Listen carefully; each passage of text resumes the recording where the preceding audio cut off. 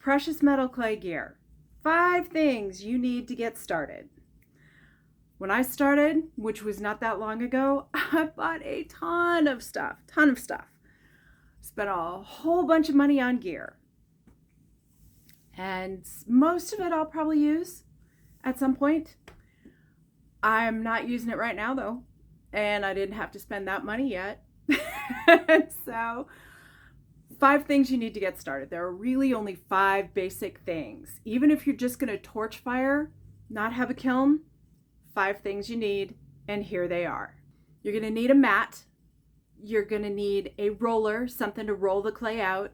You're going to need a release agent to help get the clay up off the mat without wrecking what you've done. You're going to need a deck of cards. And you're going to need files to trim and shape and polish the clay before you fire it. So I'm going to show you exactly what I mean right now.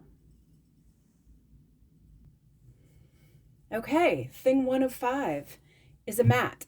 I recommend getting a really nice one because you are going to use this every single time you do anything with precious metal clay. You're going to do it on this surface.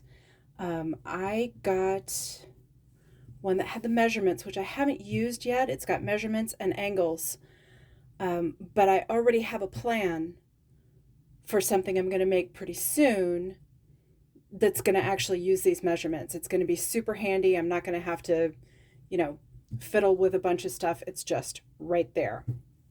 So you want a mat. You want a roller. This is an acrylic roller, and it's sold as part of the tools that you can find with precious metal clay. So it's not the only option, I will say that. It's expensive, more expensive than it needs to be because it's associated with the precious metal clay. I will talk about alternatives to that in an upcoming video because I think that's key information for people just starting out. But this is the one I found, and it works just fine. When you use it, you put a little bit of release agent on there to make sure the clay doesn't stick to this when you're rolling it out. And there you go. Speaking of which, you need a release agent.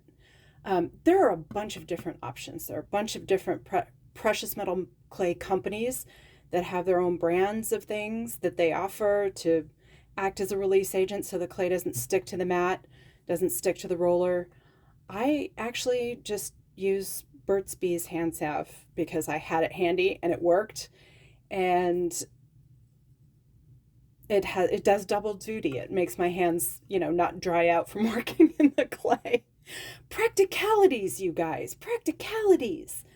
Anyway, this is handy. You need some kind of release agent or your clay gets stuck and it ruins what you're doing. The 4th item is a deck of cards. When people describe how they made things in precious metal clay, they are rolling out the clay to a certain number of cards thick.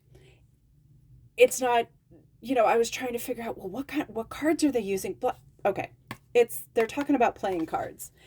And these are handy because playing cards come with these delightful numbers printed right upon them.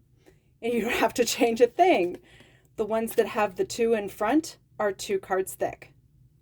I don't know if you can see that. The ones where I have the 3 in front, 3 cards thick. The ones that are 4 in front are 4 cards thick. There you go. I taped them up. They're ready to rumble anytime I want to do something. The last thing you're going to need for sure, these are the basics. You can get all kinds of stuff if you want to. But the last thing you're going to need, you'll notice I labeled this copper. You want to keep your metals separate. So you're going to have files for your copper, separate files for your bronze, and separate files for your sterling. But these are super duper high-tech nail files. They're the files that you use. You go to the beauty supply store, you get the files you want.